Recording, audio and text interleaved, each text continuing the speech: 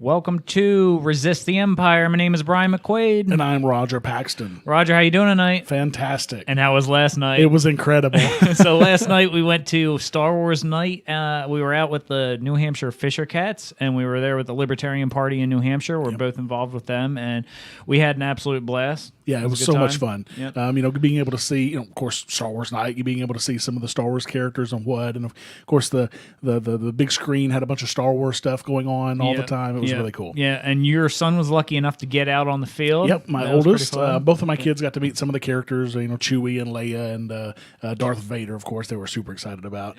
Yeah. But my youngest did a land speeder race against the New Hampshire Fisher Cats mascot on the field between innings, and then was able to do a force choke on him at the end to win the match. It was really cool. It looked like they were going towards home plate, and then they had to kind of stop him from going there because the catcher was actually there taking practice pitches or something. Because I think they were trying to do around the bases or whatever. And then he got selfies because he had that selfie shirt as well. Yeah, so he's got a selfie. He's got a shirt of Darth Vader taking a selfie of himself because my kid loves silly shirts. Yeah. And so wearing that shirt with Darth Vader, he got a selfie of him wearing the selfie with Darth Vader's shirt while having a selfie with Darth Vader. Yeah. Talk about meta. It was really cool. Yeah, very cool, very cool. And then you wanted to talk about Pork Fest a little bit before we get started. Yeah, so before we do that, Xavier, we met at the event last night. Yeah, he was really cool. He's a listener to the show. He works for the Fisher Cats, and I just wanted to give him a quick shout out. He was really cool last night. Yeah, he helped us set up the event, and he's been listening to the show, so shout out, Xavier. Yeah, it was good to meet you. Yep.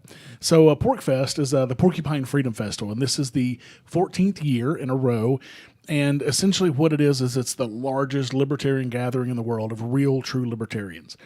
And what we do is we go in the mountains for a week in the mountains of New Hampshire, the White Mountains, and just hang out and see speeches and just basically live in anarchy for a week, which is kind of cool. Yeah, this will be my first one. I know you've been wanting me to get there, and I wanted to go last year. It just kind of fell through for me, but this year we'll both be there, and I'll be there mostly with Libertarian Party in New Hampshire. And, so Brian will be at the LPNH booth if you want to hang it, meet him. I'll be at the main pavilion most of the time because my wife and I are running the main pavilion. So definitely, stop by and say hi, meet us, take a picture with us. We'd want to get lots of pictures with our listeners so we can, put them up on the Facebook page and whatnot. Yeah, that'd be cool. And maybe we can put something together, one evening and just, hang out with some of the listeners or something. We'll figure something out. Yep, that'd be cool. So a couple quick things here before we get rolling. There was a rendering of one of the aliens seen on Octu, and that was on Star Wars Newsnet, and it kind of looked a little weird, but it was cool looking, and it kind of lets us know this isn't just an empty planet, with just a bunch of water on it. The thing looks a little bit too fantastical for me, almost kind of angelic and, I don't know, really big and white, and I'm not sure how that's going to play out, but it'll be interesting to see. Look towards the Kaminoans. Yeah, a little bit, yeah. He did kind of, with the little arms, though, look maybe like he handles a lot of aquatic situations. So for the planet, I guess I could understand maybe that bit. Octu is very aquatic. Yeah. And then the other thing here I got is Donald Glover's sweet-looking Lando mustache. It looks great. I just wanted to drop that link. There's not much in the article. It was on Screen Rant. But it's amazing how much they really do, how much he does favor Billy D. Williams. Yeah. And, of course, there's a shot in there with him and Woody Harrelson, which is really cool. I'm anxious to see that. That's going to be so cool. It looked good, so you guys should check it out. Definitely. Almost the porn stash look. It looks really good.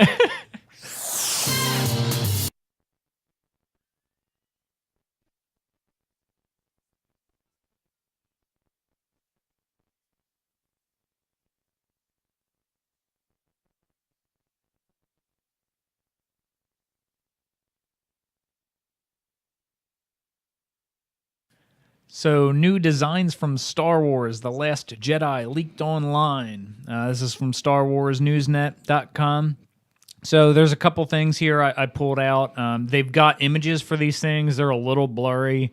Like someone was sneaking these things and shouldn't have been, and no, they shouldn't have been. Yeah, it was clearly a leak, no doubt about it. So there was a red First Order guard, and it says very reminiscent of the Emperor's Royal Guards from Return of the Jedi, but by the looks of it, we may see these guys in action, unlike Palpatine's almost statue-like guards.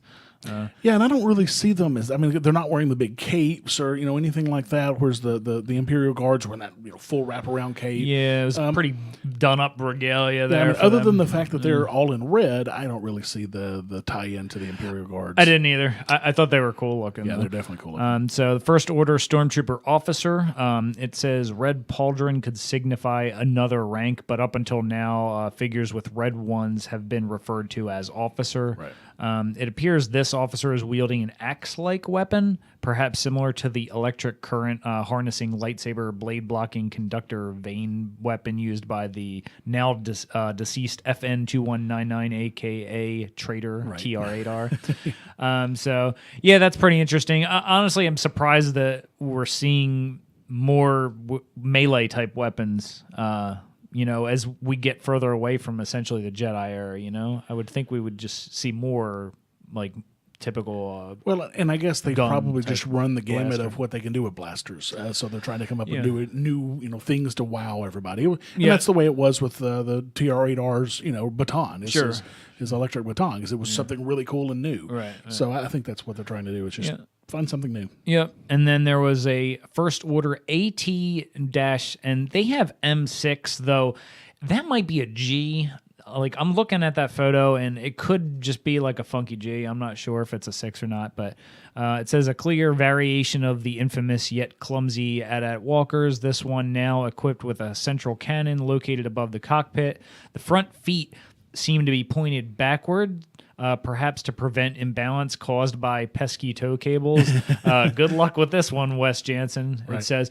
But, I almost wonder that, or if it's like for some other kind of ability, like maybe they could stand up on, hold the 3 legs and then use one of the arms for something, or climb over stuff maybe. I'm sure they'll let us know. I'm sure we'll probably see them use this new ability, whatever it might be. Yeah, so that was pretty cool. Next article is how Star Wars Battlefront 2 plans to take the series to the dark side. Dude, I cannot tell you how excited I am about this game. I'm reserving my excitement, but go ahead. I got the first Battlefront. Of course, I played the old series of Battlefront years ago, but the first one in this new reiteration of it, it was fun, but there wasn't a whole lot of replayability to it. After a couple of months, I was just bored with it.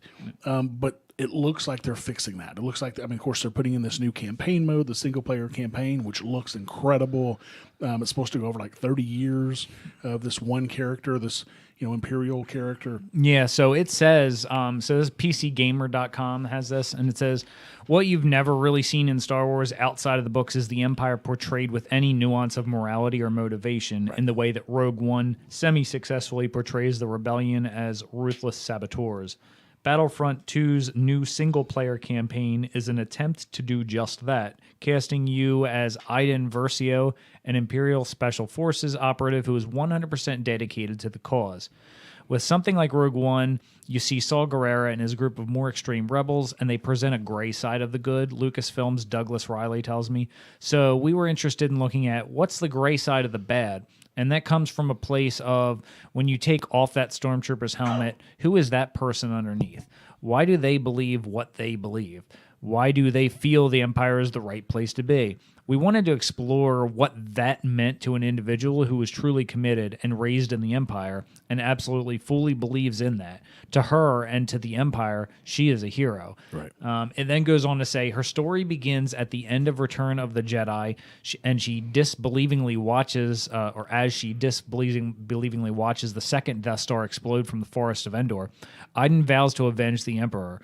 Her tale continues over the mostly unseen 30 years that separate Jedi and the Force Awakens, eventually leading to the creation of Starkiller Base by the First Order. A character-centric tale set across 3 decades is no small addition to a game series known primarily for big, silly battles involving faceless soldiers. We'll see how she grows, but how her growth, but maintains her commitment and her beliefs across that period of time. Says Motives Paola Joyao. So this is a pretty big task for a game like this. Over 30 years like that in one game? Yeah. In a game that, and like they say, it's known for, battlefield fights, essentially, is what this is. So I'm very curious about this, and I can't help but have a little bit of skepticism, knowing that I wasn't thrilled with what I saw with the last one in what they were supposed to be doing. Well, this weekend there was a 2-hour YouTube special where several famous YouTube gamers were playing Battlefront 2 in beta, playing some of the multiplayer stuff, and I haven't had a chance to watch it yet. It's on my list of subscribed YouTube videos to watch the next couple of days. But just based on what I've seen so far, I really think that they might have nailed this. Obviously, we're not going to know until we actually open the box, but I think that they learned a lot from the first one, and I think that they're making a really good effort to make that better. See, I never even got the last one that came out because right off the bat, when I found out EA was doing it, I was right off the bat not really interested that much. But EA does some of my favorite game series in the world, Battlefield, that I've played since Battlefield 1942, and there's been, 8 iterations since then. And they have always done those. They may not always come out spit polished and shiny, but they usually get to that point after updates and whatnot. But my kids still love Battlefront. They have played this one. They were playing just yesterday, as a matter of fact. They still love Battlefront. So for a younger kid like that, it's great. But for me, I just lost that. There was just not any replayability. Yeah, and for me, it's about storyline. There's not really storyline None there. at all. None so at all. For this, it's got a lot of storyline. Now I'm more inclined to get it solely because of the storyline. Because it's going to be canon. And it's going to be canon. Right. So I'm going to want to get into that and get through it. So are you Xbox One or PlayStation? PlayStation. Oh, yes. you weenie. PlayStation 4. I don't have all I don't have all these remote issues you seem to have every time we get ready to watch a Rebel. Right. We can't play against each other though on the multiplayer. That's true. That's true. Oh well. But yeah. So I'm sure what'll happen is we'll end up getting 2 copies here, one for my boy's Xbox One, one for mine downstairs, and me and the boys will play. So we'll have a gaming night. You come over and play some. Sounds good. So, Star Wars 9 director teases emotionally resonant end to new trilogy. From ScreenRant.com. Trevorrow was hired for the Episode 9 job back in 2015 and has been hard at work developing the story ever since. Many people are curious to see what he has in store, especially since there was no mapped-out narrative in place when J.J. Abrams was working on Episode 7. And the Star Wars 9 script had to be significantly reworked following the tragic passing of Carrie Fisher. And this is interesting to me, and I've heard this on several occasions, that when JJ was working on 7, they didn't have anything mapped out for 8 and 9. They're just letting it happen organically. I don't know how I feel about that. Because, George Lucas had these ideas when he was doing the first trilogy. Knew where it was going. Right. Obviously, some things changed, through the production, but at least he had some idea where both of the first and second trilogies were going. Yeah. It's like these guys had no clue. Yeah. That could be good. Kind of let it happen organically as it goes along, and you've got different input from different writers, different writers and directors. Yeah. But at the same time, not having that end vision is almost terrifying because how do you get to an end if you don't have a vision of how to get there? Yeah, I could see an argument being made for either way. Yeah. In this case, while it seemed like that at the beginning of Episode 7, it's clear that they knew where Episode 9 was ending before Episode 8 was starting, I think. Or at least had a pretty good idea, right? Because they're saying here they've just had to completely rework this, and I'm pretty sure they didn't wait till Episode 8 was all done with before. They sure didn't. But knowing that none of that was written or none of that was known before during 7, right?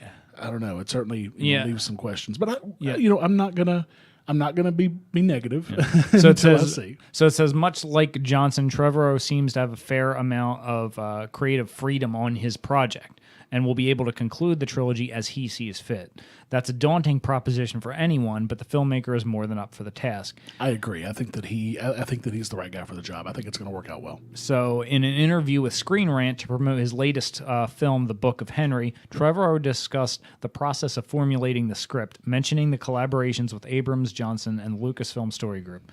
The process of Star Wars began way back in August of 2015 when I looked at what JJ and Ryan had done, and I'm very fortunate that I'm surrounded by some really, really brilliant producers and brilliant creative minds, Curie Hart and the Lucasfilm Story Group, and my producer, Michelle Rejwan, and Kathy Kennedy, and also JJ and Ryan, Larry Cadsden. Yeah. These are the best minds available, and everybody's engaged in making sure this is the most satisfying and emotionally resonant conclusion that we can possibly deliver. I sure hope so. And let's be clear. We're looking at a great team of storytellers and filmmakers. Yeah. So if they can't do it, I honestly believe that nobody in the world could. Yeah. So we'll see how it goes. Yep. I think it'll be just fine. I think most of my worries were answered after 7. Yeah. And the few that I had, I totally get why they did things the way they did. Like my concern was like, well, they were trying to play it a little bit safe there, on that first one. There's no doubt about that. And I knew that there was going to be a possibility of that, so I didn't hold it against him. And, with good reason. A lot of people have been critical of the fact that 7 is basically a remake of 4. And it is in a lot of ways. And, of course, Ryan Johnson tweeted just a month or so ago, somebody mentioned on Twitter that 8 is just going to be a rehash of Empire Strikes Back. And Ryan Johnson tweets back and says, yeah, that's exactly what I've been doing for the last 2 years. It's just remaking Empire Strikes Back. Well, any worries that I might have had were definitely silenced after Rogue One. Yeah. I think at this point, I think it's in good hands. Well, they took a big risk with Rogue One, a huge risk. That could have been a horrible flop, and it was extremely successful. So not only does it show that this team is really, they're willing to take a risk when they need to, and they can do it successfully, but it also shows that they're not afraid to step out and take that risk. Yeah. So that really leaves a lot of opportunities for 8 and 9 and beyond 8 and 9. I mean, 10, 11, 12, or any number of other movies. So it's going to be an interesting decade for Star Wars, and that's why we're doing this podcast. We live in a great time. Absolutely, the best time in the world to be a Star Wars fan. Let's be honest. So I'm a huge pinball fan. I don't know if I've ever really talked to you about this before. No, I love pinball, and I love the Stern machines. Okay, what is a Stern machine? So they're a company that makes. Oh, it's a brand. Yeah, they're a brand that makes pinball machines. And I wanted to actually open up a pinball arcade. You mentioned opening an arcade, but I didn't know it was a pinball. I like pinball. It appeals to 5-year-olds and it appeals to 80-year-olds. Yep, I agree. They've been around for a really long time. The lights, the sounds, that kind of thing. More so than a video arcade. Sure. So anyways, I looked at. I wanted to open my own one, but the startup costs are crazy. You need a lot of capital because those machines are not cheap. Yeah. But hey, check this out. So Star Wars Pinball revealed first gameplay video, high-res screens. So this is from IGN.com. Star Wars will be the next pinball machine released by Stern Pinball Incorporated, the latest in a series of recent games based on mega-hit TV shows and movies like The Walking Dead and Game of Thrones. Stern's Star Wars will be themed around the original trilogy, not the most recent films. No longer constrained by the orange pixels of the old dot matrix displays you may remember from pinball's past. Of course. Star Wars will feature one large screen on the back box with video game-like graphics and full film clips. Nice. Yep. This is only the third Stern pinball machine to have this new display feature after the recent releases Batman 66 and Aerosmith. Batman 66. Of course, we just lost. Adam West. Yes, yeah. And let's take a moment of silence for Adam West. What a brilliant actor. Amazing man. But anyway, continue. So another smaller screen on the playfield itself will interact with 3 targets below it. For example, if 3 ties are shown on the screen, you'll have to shoot the targets below the screen to destroy the ships. Oh, nice. Yep. I like that idea. 3 models of Star Wars have been announced. The Pro model has a different art package, plastic ramps, and fewer toys, while the premium and limited edition models feature their own unique art, metal ramps, the cool hyperspace loop. Oh, nice. Animated Death Star toy, and other goodies you can see in action in the video that they have here. And we'll link to it in the show notes, yeah, of course. so it's pretty cool looking. I love those pinball machines. So I'm looking at this article. The cost for the Pro model MSRP is $61.99. Yeah. Premium will be $78.99, and the limited edition $89.99. Yeah. Ouch. That's why I don't have a pinball arcade. Right? Oh man, that would be nice to have in my living room, though. Indeed.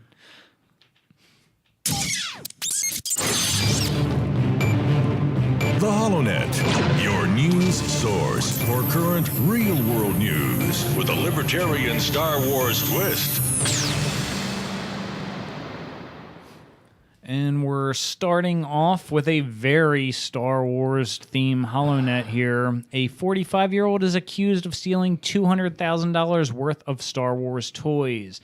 This is all over the place. I just happened to pick this one up on Vice.com.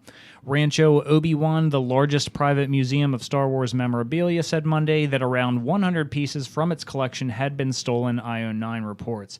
It wasn't exactly one single Ocean's 11-style toy heist, though.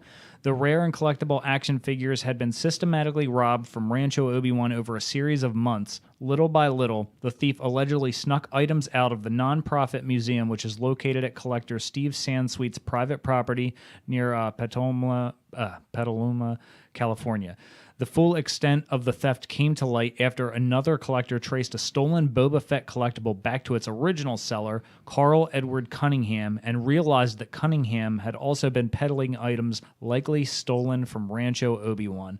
Cunningham, 45, is now facing felony theft charges and is out on bail. The article went on to say, Rancho Obi-Wan are asking collectors to reach out if they have purchased memorabilia from Cunningham or have come across rare Star Wars items recently, in hopes that the museum can recover the missing pieces from its collection.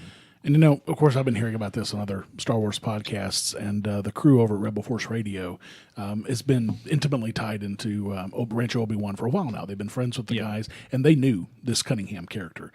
And this is almost like a personal insult to Rancho Obi-Wan, because this guy was a guy that the owner of Rancho Obi-Wan brought in as a friend, and basically took in as a friend, and then he's going to stab him in the back like that. I mean, this is just horrendous, and we're talking.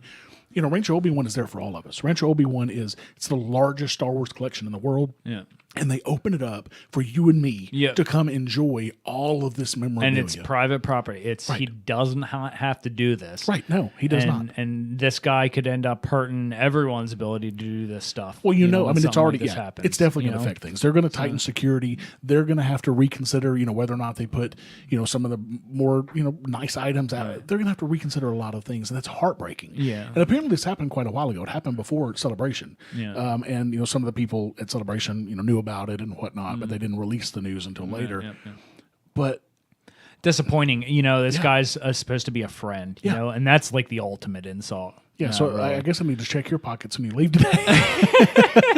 Oh, you ain't got nothing to take. Oh. I ain't got nothing to take. Property rights are a cornerstone of libertarianism. Yeah. So, I mean, this is like as basic as it can get. So to let this guy in, and this guy betrayed this friendship just for some financial gain, it's a shame. Yeah, because, you can make money. It's easy to make money. Yeah. It's really hard to make friends and to have people trust you and to lose that trust. So, I'm just and this guy has an in to, like, so many other people too. Oh yeah, of course. I mean, you're close with Sansweet. Now you can get closer with other people and be more involved in that world, probably just because you happen to know a guy. And most of us would jump at a chance like that. No doubt. I'd love to have the access he had to Rancho Obi-Wan, just to enjoy and to be a part of all of this memorabilia, not to steal it and make money off of it. Yeah. So. Immigration arrest at Nashville courthouse, latest in national trend. This is from the Tennessean.com. Faustino Rodriguez Hernandez was set to appear before General Sessions Judge Linda Jones related to a driving without a license charge, according to court records. Federal officials said Friday that Hernandez is a citizen of Honduras. While he was at the courthouse, an ICE agent arrived and took Hernandez into custody, according to Jones. Jones said in an email that an officer previously called her secretary to notify the court he would pick up the 33-year-old man, but did not identify himself as an ICE agent. The officer was vague, but we have no reason to believe he was being deceptive when he called on June 6th or 7th, Jones says. He contacted my office stating that there was a defendant on my June 8th docket that had a warrant out for his arrest. Jones' staffers presumed it was a warrant signed by a judge, which often are served on defendants at the courthouse.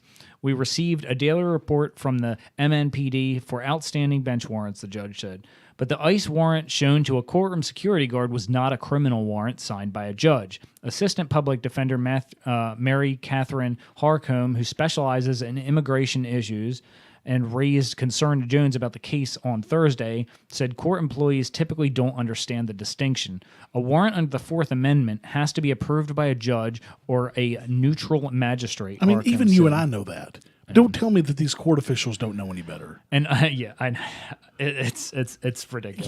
Yeah. There's more ridiculous than that to me in here. An ICE warrant confers power to an ICE agent to detain a person. It does not give that power to anybody else. Court officers cannot detain a person based on an ICE warrant. Jones said that while she was out of the room, the security guard handed the man over to ICE. I am unsure why he did it before the public defender and judge returned to the courtroom, she said. Jones said she is looking into whether courthouse staff held the man for the federal immigration agent. The judge said she plans to change court procedure on ICE detainer requests. I think this highlights the need for clear policy and for education for our local judges and local law enforcement so that they can make an educated decision about how to handle requests from federal immigration, Harcombe said. So... All right. First of all, in my opinion, the officer was being vague on purpose. Yeah. Now, according to the judge, she says the officer was vague, but we have no reason to believe he was being deceptive when he called on June 6th or June 7th. That's bull. Yeah. That is total bull to me. She's trying to save them a little face, in my opinion, That's here, exactly. even though she's not happy about it, but That's she's still exactly trying to save. So it's in what world does an officer call up a court, house to state they're picking someone up for a warrant, but not tell them what agency or department from? Who are you kidding? In no world does that happen. Of course not. So, and this is like taking the vagueness of a statement like, a young Jedi named Darth Vader, who was a pupil of mine until he turned to evil, helped the Empire hunt down and destroy the Jedi Knights. He betrayed and murdered your father. All right? It takes that kind of vagueness to an entire different level. Right. Absolutely. So, and this is, we kind of been talking. We had a couple articles on these that we've talked about in the past, so I wanted to bring this up. But this one in particular it's frustrating because their own officers don't even know their own security, and officers don't even understand their own laws they're trying to prosecute people for. Well, and that reminds me of the story I was telling you about at dinner tonight about the officer who pulled me over for a speeding ticket a couple of weeks ago, who was telling me that I couldn't record him and the duties of him being a public police officer, which there was a Supreme Court case and a case here in New Hampshire saying exactly the opposite. So a lot of them don't understand the laws that they're supposed to be upholding, which is a crying shame. They tell us that ignorance of the law is no excuse, yet in a lot of cases they've got ignorance of those same laws. Yeah, and because they have the badge, they can generally get away with shiny badges do indeed give them extra rights. They shouldn't, but they do, sadly. Yeah. So, but you mentioned here that a lot of this is the type of activity that we've seen since Trump took office, which is true. We've definitely seen an increase, but Obama himself deported more people than any president before him. Yep. So it's not just it's not a partisan thing, right? It's not at all. I mean, Obama's done it, Trump's done it, Bush did it before. I mean, that's the way it always is. They always do whatever they can to give themselves more power, more control, more authority. Absolutely. So today, actually, and I haven't looked for an update, this is going on right now. Well, it might be over. I don't know. It's 7:45 as we record. Puerto Rico prepares to vote on statehood. This is from usatoday.com. Puerto Ricans will head to the polls Sunday, and we're recording on Sunday today, to determine whether they want to convert their U.S. territory into a state. Even if they vote for statehood, Congress seems unlikely to add a 51st star to the U.S. flag anytime soon, and I agree with that if you look at their economic status. Right.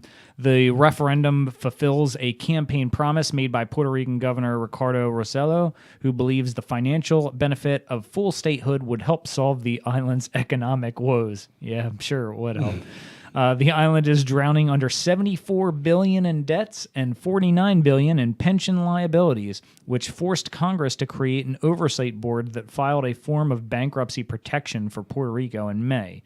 Rossello is pushing hard for the vote, even signing a measure this week that authorizes him to choose 2 senators and 5 representatives and send them to Washington to demand statehood, a strategy Tennessee employed to join the Union in the 18th century, though under far different circumstances than $74 billion. Right, absolutely. Our colonial status is unsustainable and has contributed to the current fiscal and economic crisis, Rossello said. So basically what they've done is they've gotten themselves in such a financial mess, and now they want us to bail them out. Yeah, that's exactly what it is. They're saying they're too big to fail. Yep. I'm sorry, you're not. That's the argument. Right.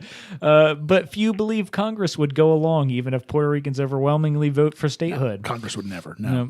Edwin Melendez, director of the Center for Puerto Rican Studies at Hunter College in New York, said becoming a state would lead to a massive transfer of money from Washington to San Juan. Yep. While Puerto Ricans are exempt from the U.S. federal income tax, they still pay Social Security and Medicare taxes, but receive less federal funding than people living in U.S. states. But they also pay less, too, don't they? Well, they don't pay U.S. federal income tax. Well, no, but I think they also pay less Social Security as well. I could be wrong about that, but I believe that they do. That's why they're what they get back in return is less. Statehood would change that dramatically. A 2010 Government Accountability Office report found that the federal government would need to pay up to $12 billion a year in government services to the new state, while only getting $2.3 billion back in income tax. Wow. That $2.3 billion would probably be far lower now, Melinda said, because of the island's spiraling finances, its high unemployment, and a population exodus to the U.S. mainland that has further shrunken Puerto Rico's tax base. That would be your narrative for statehood, and the conservative sector of Congress would torpedo this right and left, he said.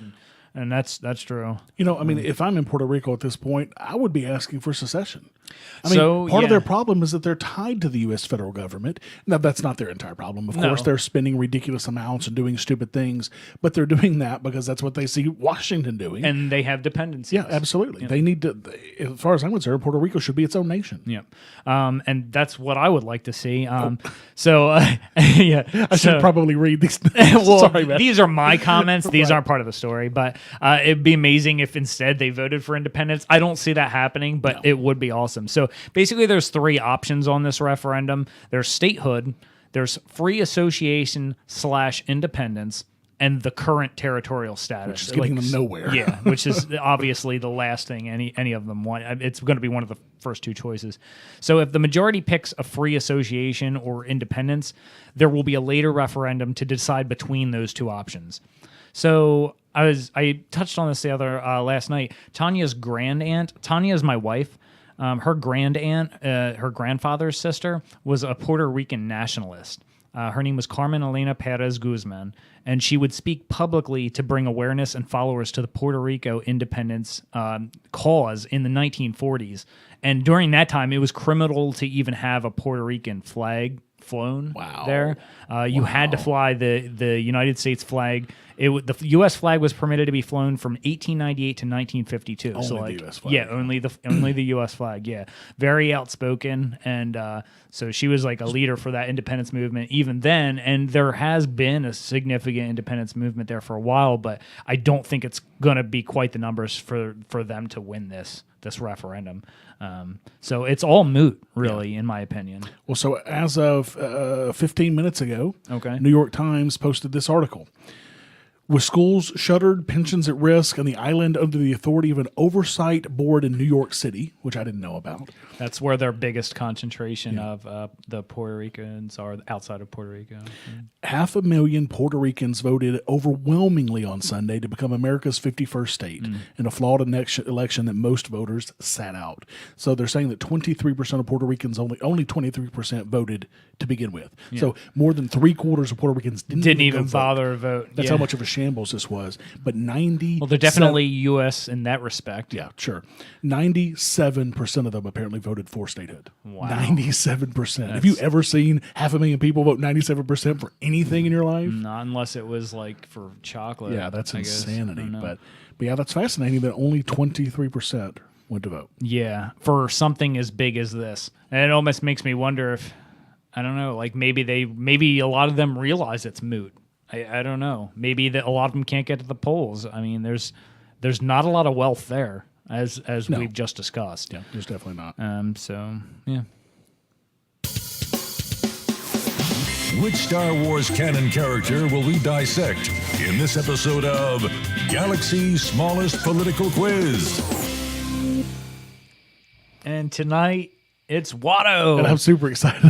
This is just so I was looking through characters. Brian and I were talking about this a couple of days ago, and we're trying to be really careful with who we choose because we want to choose somebody who we kind of feel that their story's done, that we're probably not going to see much more because things can change with characters. Yeah, get to somebody later on, and they'll be like, oh, that kind of changes their stance on this person. Yeah, but at the same time, we don't want it to be such an obscure character that we don't have a lot of information on, or people don't even know who it is, and B, nobody knows who they are. So we thought Watto was a pretty good fit there because everybody knows who Watto is. Yeah. So, but for those who don't know who Watto is, he was a male Toydarian junk dealer and human trafficker who owned a shop in Mos Espa, Tatooine. This is where they got the J-type Nubian part, Qui-Gon in Episode 1. So who was Who was Watto's most famous slave? That would be Anakin Skywalker, Right. and of course his mother Shmi. Yep.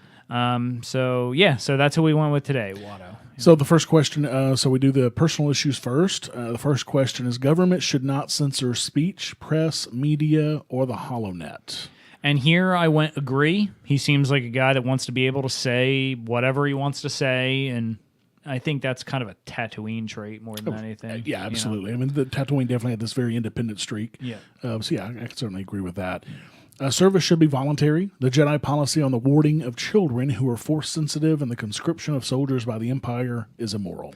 Yeah, this is an obvious disagree. He owns slaves. Right. Shmi, Anakin, he owns them. Right. So, yeah. And they clearly weren't the first slaves he ever owned, and probably not the last. He probably bought and sold lots of slaves in his time. Maybe they were the last, because when we saw him later on, when that's Anakin right. goes back there, he's definitely down and out. So Yeah, I think that last deal that he made with the Qui-Gon kind of messed him up. yeah, I think so. Big time. Yeah. The next question, there should be no laws regarding possession of weapons for personal use. Yeah, so before he got to Tatooine, Watto was a soldier on Toydaria before he became a shop owner. So I don't recall seeing a blaster on him in the films, but I have to imagine he'd agree there should be no gun laws, just with someone having been in the military and probably has his gun. I would imagine as a junk dealer, he probably had some weapons for sale there. That's more true, than too. likely. Yeah, especially in Tatooine. Sure. So that's another good point. Yeah, I would absolutely agree with that. So where did you hear that he was a soldier before this? That came from Wikipedia. Okay. So I do a little background researches on especially on like the characters that are lesser known that we don't have a lot on. All right, next question is repeal laws prohibiting adult possession and use of drugs. So he's in a hut-controlled area, right? So it's likely there's plenty of drug use around him. There's likely, again, no drug laws here. And would he push for the repeal of them if they were in place? I don't know, maybe. But was there a governing body in Tatooine that did that sort of thing? I think the huts were the governing they controlled body, everything. you know. Right. So I really moot maybe, but I had to go. I'm going maybe here. We don't see any clear examples of him either way. So he doesn't go, smoke some reefer or anything. Right. There should be no requirement to register a force sensitive with the Galactic Empire. Yeah. So here I went maybe. So while he can't fall for the Jedi mind trick, if he were to ever to find out that Qui-Gon influenced the dice roll, he'd be likely to change his stance on this one, where he didn't care, to one where he definitely did care. So I'm going to go maybe here. Plus, of course, we just talked about how much that affected him afterwards. So yeah, maybe. I'm not sure he would have cared before, because he thinks, oh, well, that mind trick's not going to work on me. So he probably didn't care. But that does bring up a good point about Qui-Gon that I'm sure will probably, the whole fact that he changed that dice roll, that's a little bit shifty. It's a little bit shady. Oh, yeah. But definitely. Anyway, so but we know that that's the Jedi that he was. He was, He was all about the living force. Yep, absolutely. So on to the economic issue questions. End imperial alliances with corporations and banking cartels. Corporatism is picking winners and losers in the marketplace.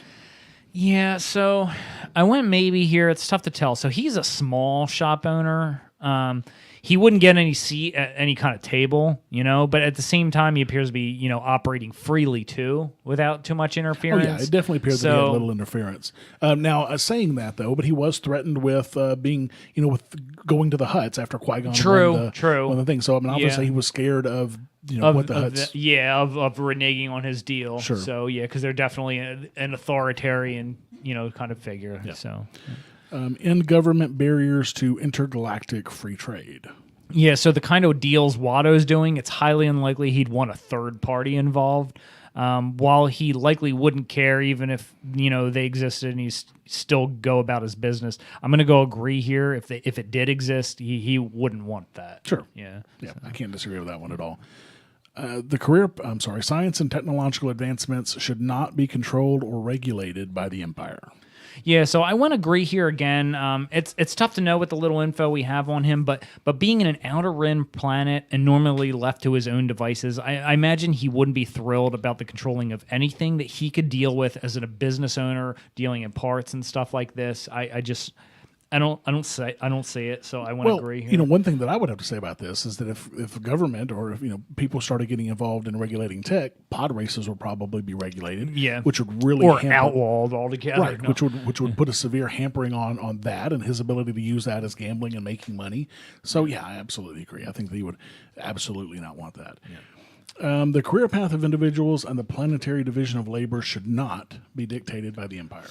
Yeah, so here I actually went disagree, and my reason for this is because of his Toydarian background.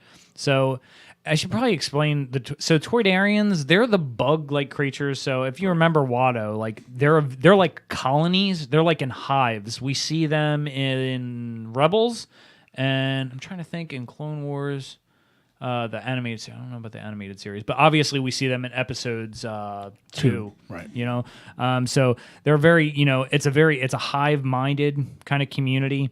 So, with these, they have clans, so they're all about the division of labor within that structure. Sure. Now, granted, he's kind of out on his home world, but I can't imagine that's something that he's completely wiped away. So I wouldn't disagree here because I think he will, grew up in that environment and kind of retains those things. So that's my argument for that.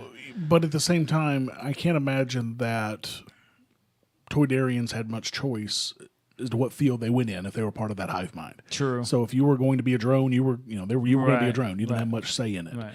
So whether or not it's the empire actually making that, the that's hive, true. That's true. So I could see him falling in line with it very easily, though. Potentially. I mean, I think I would have to go with maybe on this one, but Okay. we'll see. And then the last one is taxation is theft, including sovereign planetary funds taken by the empire as tribute. Yeah, and I won't agree here. Yeah. Again, he does not want a third party involved in his transactions. Yeah, he wants to make all of his profit and keep it, and even to the point of doing immoral things for it. So absolutely. So that gives him. We ended up with a personal score of 60. You had a economic score of 70. Mine would be about 60. But that puts him pretty much in the centrist category. He's definitely not a libertarian, but definitely not a statist either. Yeah. So it puts him kind of in the middle. Yeah. And then the bonus question: did this character initiate force in the Star Wars universe canon? Yeah, and again, obviously, he owned slaves. Slavery is one of the worst uses of force someone can use against another person. No one has, the only worst thing you can do to a human being is kill them. Yeah. So. Yeah, you have no right to claim somebody else's labor, essentially. So he's not libertarian. Absolutely, sure. I agree. Resistance Review, your favorite Star Wars canon movies, TV shows, books, comics, and more, reviewed by our hosts. So this is the final episode of season 1, and this was, I don't know about you, but this was by far my favorite episode of the season. I mean, it was constant 22 minutes of nonstop action. We got to see some really cool new old characters, I guess, in the Star Wars universe. And it was just a heck of a ride. So it was nonstop, and it was definitely season finale worthy. Oh yes, no question about it. And this was when I was watching this for the first time. This was the first one where I really said, it was like yes. I mean, because it was that good. Yeah. So anyway, the Ghost Crew in this one. Now remember, Kanan has been kidnapped. It's been taken by the Empire in the last episode as a prisoner. So the Ghost Crew steals an Imperial ship, and they're going to use this ship to get close to the Imperial fleet over Mustafar, so they can hopefully try to get Kanan back. They decide to use the TIE. If you guys remember, Zeb and Ezra stole a TIE several episodes back, and they were supposed to have destroyed it, but apparently they didn't. So they decide to use this TIE to help get Kanan out. And Hera is gratefully upset about this. I mean, she's upset that they didn't destroy it, but she's grateful that they didn't at the same time. Unfortunately, Sabine did some artwork on the TIE, making it quite colorful, as Sabine's artwork usually is. Yeah. But thankfully, the Imperials only are going to scan it at first. By the time that they see it, it's going to be too late anyway, so they decide to use it. Yeah, so now it cuts to the Inquisitor, and he's torturing Kanan for information on the rebellion. The Inquisitor knows that Kanan ran away when his Jedi Master was being killed at the end of the Clone Wars, and he uses that information to kind of get under Kanan's skin and try and coax some information out of him, but Kanan's not breaking. Yeah. So in the meantime, the crew of the Ghost, they get close to the starship. It was a Star Destroyer, wasn't it? Yes. Yeah. So they get close to the Star Destroyer, and Ezra uses the Force to find out if Kanan is still on the ship. And of course, it was one of 3 or 4 actually that were there. Yeah. So they figure out which one he's on. And then, they fly in remotely the colorful tie into one of the hangars of the Star Destroyer, and they set off some EMP mines with it, just as some stormtroopers see that the that the artwork is on it. Yeah, that's not regulation. Right. And one of the other guys like, I kind of like it. So this EMP shuts down the power on the entire Star Destroyer, and the Ghost crew then uses the Imperial ship that they're in to attach to the hull of the Star Destroyer so they can get in and get Kanan. Yeah. So Imperial reinforcements, they get to the starship, and they trap the crew while Chopper calls Fulcrum to let him know about the predicament. Ezra is able to make his way to Kanan and rescue him, but of course they run into the Inquisitor. Kanan takes Ezra's lightsaber and duels with the Inquisitor. And then Ezra notices the Inquisitor has Kanan's lightsaber on his belt. So he uses the Force while they're fighting each other to take that off his belt. They both battle the Inquisitor together on a narrow railing, and this is like some of the best animated fight stuff that we've gotten so far. And the Inquisitor, he pushes Ezra off the walkway. Kanan believes he's fallen to his death. He's actually fallen very similar to Episode 1, when Obi-Wan gets knocked off the Darth Maul fight on a lower platform there. But my thing is, why are there always these thin walkways in all of these fights? It's like a recurring theme over and over again. It reminds me of that. Was it the Robot Chicken or whatever, where the Death Star guys are complaining about no railing as the beam shooting by him. Anyways, the Inquisitor, he pushes Ezra off that walkway. Kanan thinks he's basically died, but he's on a lower platform. But now Kanan, his fear is gone. The Inquisitor thinks he's got him worried, because no one's left to die for him. And Kanan's like, well, no, I'm good now because now I have nothing left to fear. Yeah. He's not worried anymore. It's already done. He almost took a minute. I almost wondered for a second there if he was going to meditate there for a second. He almost kind of was sat there, very similar to Qui-Gon. Right? Yeah. So it was interesting. Well, and that was interesting that the worst thing that he feared, his biggest fear was losing Ezra. Yeah. And so that's when he said he had nothing left to fear. And of course, like you said, come to find out, Ezra only fell just to a lower walkway, and he's knocked out. He's not dead. But Kanan didn't know that. Yeah. So Kanan is able to, in this battle, he's able to kill the Inquisitor, and he does it really cool. So he takes the 2 lightsabers he has, because he has Ezra's lightsaber and his own. Yeah. And, of course, the Inquisitor has that cool spinning lightsaber. Yeah. And instead of trying to fight the lightsaber blades, he just sticks it into the middle where it's exposed. Right. In and a then circle. Just breaks it in half, which is just really cool. So then the Inquisitor falls off and is holding on. And, this was really cool because, other Jedi would have taken a minute to at least try to help the Inquisitor get back up before he fell to his death. But not Kanan. Yeah. He just stood there and watched him fall. We actually paused this to talk about this for a couple of minutes. Which was because you would expect Yoda or an Obi-Wan to try to save this guy's life. Take a moment, put the sabers away. He's already lost both of his sabers. Right. All right, I'll throw the hand down. But not Kanan. Kanan, this guy, as far as Kanan knows, just killed his, for all intents and purposes, his son. Somebody that he looks at in that regard. And I can't say that I wouldn't be differently. If something like that happened to my kid, not only would I watch this guy fall, I would step on his feet. Yeah, and I tried to make the argument based kind of what the Inquisitor said, that even if Kanan did, I'm not sure he would have grabbed his hand anyway. Yeah. He kind of seemed to resign to his death. So then at that point, after the Inquisitor falls, we find out that Ezra was actually alive. Kanan turns and sees him, and of course, Kanan is exhilarated. Yeah. But then the power core was damaged of this Star Destroyer during the fight, and the ship's going to go down. So the crew gets on this colorful. The rest of the crew, other than Kanan and Ezra, get on the colorful TIE fighter, the really cool one, to leave. But Ezra and Kanan have to find their own way out. So they jump into the Inquisitor's TIE fighter, since, of course, he's not going to be needing it anymore. Not going to need this. The rebels can't get far without the transport with Chopper, and they have a ton of TIE fighters coming at them, and they're basically in a tight spot. Chopper finally appears out of hyperspace with rebel reinforcements.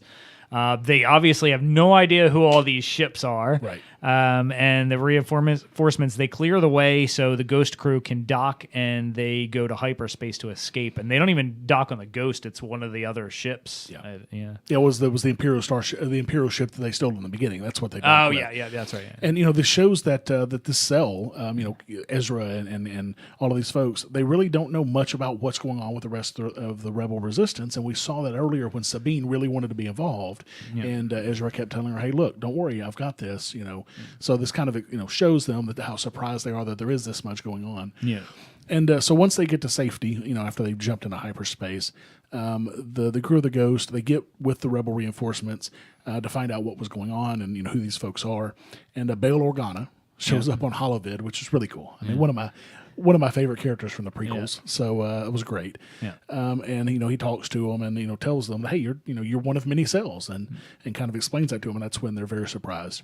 Yeah. And then none other than Ahsoka Tano, and looking great, by the way. But she's grown up and she's got a whole different new outfit on. It looks fantastic. She appears and explains to them that these reinforcements showed up to keep the hope that the Ghost crew was given the universe. Yep. And Ahsoka, we find out, was Fulcrum all along. Yeah. So that was really awesome. Yeah. That was the first big major surprise. It was a kind great of drop here, at the end, near the end of the episode. And then we get a scene that cuts to Tarkin.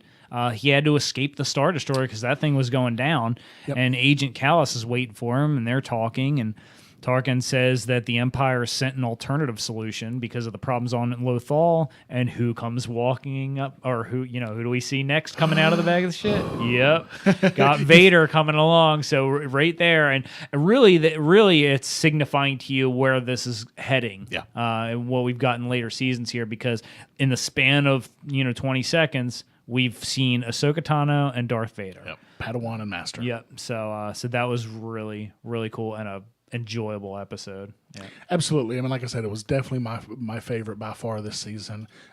Probably in my top 3 or 4 episodes of the series that I've seen so far. Yeah. Maybe 4 or 5. I don't know. We're talking 50 episodes, so maybe top 4 or 5. Yeah. But just a really good episode. Yeah. And then I know we told you guys last week we were going to do the last episode of season 1, and we're going to start off with episode 1 of season 2. Well, we changed our minds. Yeah, we decided to wait on season 2 until the next episode. Yeah. So this one we're starting off with. We've both read Star Wars: The Skywalker Strikes series, right. And Roger's going to hold it up here for his camera for you guys. And this is the first of the annual. Well, not annuals. I don't do the annuals, but it's the first. I think it's the first 5 comics. I got you covered right there. Right 1 through there 6, notes, dude. Yeah. Oh yeah, it is okay. You got you. That's you. You can go. Yeah. So Star Wars 1, Skywalker Strikes. It's the first issue of the new Marvel comic series, Star Wars, and the first of 6 issues in the series' first story arc. And I buy these always in the arc covers. I hate buying individual comics because it's just not a good value, and they're paper and they you lose them and whatnot. I like to buy them a little bit better like this. And I love buying them in the arcs. But the comic takes place between the events of episode 4, A New Hope, and episode 5, The Empire Strikes Back, and it features all of the major characters from the original film, which is just so cool. Yeah. It's written by Jason Aaron. Artwork is done by John Cassaday, and it was released on January 14th of 2015. Yeah, so this starts off with Han. He's an emissary for Jabba the Hutt. Right. And Luke and Leia are bodyguards with skiff guard helmets on, and R2's with them. And they're infiltrating this Empire weapons factory, disguised, as if they were coming from Jabba the Hutt. They took out the actual emissaries prior to landing on this moon. Chewie is being a sniper at the start of this. He's kind of hiding out in the sniper's point of view, and 3PO is with the Millennium Falcon, which is hiding in a bunch of garbage nearby on the moon of Simoon 1 in the Corellian industrial cluster, I think it is. The Empire wants to use Jabba as a weapon supplier, and they're meeting at this factory to negotiate, and I use that term loosely in quotes. Right. Of course, the Empire's idea of negotiating is bringing in Vader. Yeah, we've seen that before. yeah, exactly. They make it pretty clear that the Empire will present the terms. The overseer there, he's like, these are the terms, and you're going to agree to them. But before Vader gets there, the group takes out these stormtroopers. Right. And so the rebels, they're going to destroy the facility at the power core. But, Luke's been reaching out with the Force, and in doing that, he finds a bunch of slaves that were being used in the facility. And, of course, they don't want to destroy the facility with the slaves in it. So he tries to mind trick a guard who has some sort of a lightsaber whip thing, which is really kind of cool, but it doesn't work. So he chops the dude's hand off. He couldn't pull the Obi-Wan there. Right. There's a lot of missing hands in this show. Yeah. So Vader arrives, and Leia orders him to, shoot Vader, of course, but if he has a shot. But him being Chewie. Right, Chewie. Yeah, my mistake. So Chewie tries to shoot at Vader, but Vader blocks it as he senses it, of course. Yeah. Then Vader pulls up 2 stormtroopers with the Force in front of him and uses him as a shield to block the next couple of shots. Yeah, so cold and harmless. Yeah, it's anyway. So then he brings the mechanical structure that Chewie's on. He just uses the Force and just brings it tumbling down with Chewie on it. Yeah, we kind of see him jumping off, but we don't really see him after that. And then we're like, oh, where is he at? So at this point, the factory's on alert. We get scenes of 3PO having trouble with a Falcon because now there's these scavenger beings are trying to pick this thing apart. We got rebels trying to escape with the slaves. And Vader is now here, and he's sensing the pilot who took down the Death Stars on the moon. He senses, this is the person that took down the Death Star. The rebels find an AT-AT, and the final image is Luke getting ready to take on Vader. And that's the first comic within this book. So the second one, it starts off with Darth and Luke. And Vader is pretty much toying with Luke. I mean, he is no competition. Right. Luke says that Vader killed his father, and Vader is like, I've killed a lot of fathers. You're going to have to be more specific. Right. That was awesome. Yeah. So Luke says, you killed, Ben Kenobi, or, Obi-Wan Kenobi. And Vader is basically trash talking Kenobi and telling Luke, he's got no hope. Your master's dead, all this. And Vader, he in this fight where he's basically toying with Luke, he's basically force pulled it toward Luke's saber towards him. So now he's got both sabers, and so he's looking for information about the pilot. He doesn't quite realize that Luke's the pilot that took down the Death Star, but he sensed that when he was landing on the planet. Right. And so. So he says, you can give me more information, and you join. What does he say here? Oh, about the pilot, and he says he can join his father, but Luke says he'd rather die than yield. So Vader gets ready to take his head off, Count Dooku style. Right? Yeah, he has him crossed like that, and then that's when he realizes where the lightsaber is. The lightsaber that he's holding, all of a sudden is, wait a minute, this is very familiar. Right. Did you happen to find a hand with that? Yeah. So as he's taking that split second, the AT-AT leg comes crashing down through the ceiling and just sends them going separate ways, and it's a complete mess. And this is so I think that this is probably the first time that Vader realizes, or probably has some understanding of who this guy might be, right? Which is pretty interesting. So it's complete chaos, and there's slaves and stormtroopers fighting everywhere. Vader, of course, he's kind of a bad dude. He takes out a bunch of them, and he and Luke get separated in the fight. Han and Leia do some arguing. Imagine that. What a surprise! Right, as they try and navigate the AT-AT. 3PO is ordered to do whatever he has to get the Falcon moving, and he tries to get a blaster. But then, like the clown that he is, he drops it down the ramp and then just surrenders and gets blasted. Of course. Yeah. Luke grabs a speeder and he mows down a ton of stormtroopers. And Vader displays his force powers by not allowing the leg of the AT-AT to step down on him, which is a really cool because these things are massive. Yeah. That was a really cool shot. And then Vader starts bringing this AT-AT down, basically breaking it apart. We're trying to, yeah. But they're able to fire right near him, and it messes up his concentration, so he loses what he was doing. Yeah. So Luke, he somehow finds. So it's just piles of rubble everywhere, and he just happens to find his lightsaber sitting in this pile of rubble. Well, maybe the Force kind of let him right. I don't know. We'll go with that. Yeah. So he finds his saber as he's on his speeder bike, and he must be driving this thing slow because as like he's on this thing, it's showing like three of the slaves like behind him. So I'm like, all right, I guess he's going pretty slow here. Right. they're running really fast. So he's trying to get them out alive, and then Vader comes up from the rubble in a different scene, and the stormtrooper sees him without his helmet, and he just force breaks this guy's neck in like a spinning fashion, not like the typical to the side fashion. Yep. Like he just spins the guy's head around, and then uses the force to retrieve his helmet. The overseer contacts him on like his comms of the overseer of the factory and says they're unable to halt the power core's meltdown and request permission to evacuate. Right. And Vader's like, denied. Yeah, you're denied that request. And if it explodes, you best explode with it. Right. And then he says the rebel invaders must die except the boy. Leave him to me. Yeah, of course. So it was a nice line to end that second comic on. Very reminiscent. So this brings up a good question for the next episode. And of course, next week we'll be at PorkFest. So the week after that, we'll be doing the next episode. Shoot us a message on Facebook or Twitter or whatever. Let us know what you think. Do you want us to go ahead and finish out this story arc and do all four of the leftover comics in this arc? Ones, or do you want us to only do two more and then do season 2, episode 1 of Rebels together like we did this one? Shoot us a message and let us know, because I'm really wide open. I'd love to get to season 2 of Rebels because I just love Rebels. But be nice to go and knock out this arc too. Yeah, it'd be fun to split them, but at the same time, if you guys just want to get back to the Rebels and keep going through those until we're done, we can do that. But I'm open to both as well. So and cool. Give us some ideas of some of the other things that you would like to hear us review. I mean, Brian's almost finished with the Aftermath trilogy, and then we're probably going to tackle that. Of course, that'll be over several episodes because that's just a lot of stuff. Yeah. So definitely shoot us a message and let us know. But while you're checking us out, we do this show because we love it. But at the same time, it'd be nice to make it worthwhile a little bit financially. So if you're enjoying what you're getting, then you can support the show using either Patreon or Bitcoin.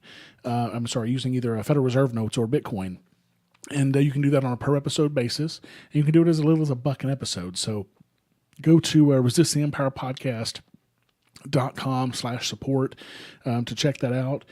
And don't forget to check out our YouTube channel at resisttheempirepodcast.com/YouTube. We do video of all of these episodes, and we put them up on the YouTube channel and also our Facebook page as well. Yep. So definitely check that out as well. Until next time. May the non-initiation of force be with you.